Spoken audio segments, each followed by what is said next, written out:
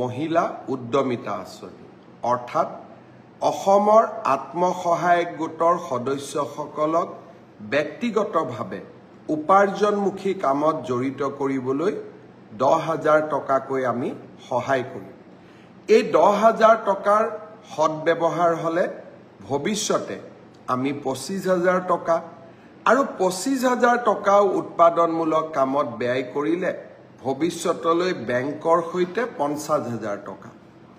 যেতিয়া মই এই আঁচনিটোৰ কথা কৈছিলোঁ মহিলা সমাজে অত্যন্ত উৎসাহেৰে আগবাঢ়ি আহিছিল। আঁচনিটো ৰূপায়ণৰ নীতি নিয়ম পালন কৰোঁতে কিছু সময় লাগিলে।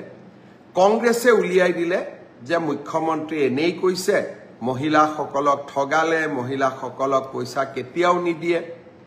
অহাকালি বিহালীত এই আঁচনিটোৰ আমি শুভ উদ্বোধন কৰিম। বিহালীত 23,000 মহিলাই এই আঁচনিটোৰ প্ৰথম পৰ্যায়ৰ 10,000কৈ টকা লাভ কৰিব। এই আঁচনিটোৰ জৰিয়তে অসমৰ আমি 27 লাখ মহিলাক 10,000 টকাকৈ প্ৰদান কৰিম, 2,700 কোটি টকা।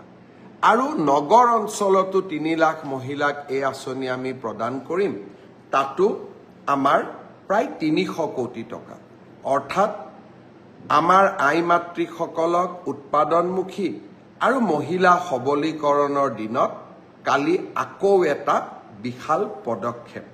অৰুণোদয়ৰ পিছত মহিলা সবলীকৰণৰ ক্ষেত্ৰত অসমে অহাকালি আৰু এটা শক্তিশালী খোজ পেলাব।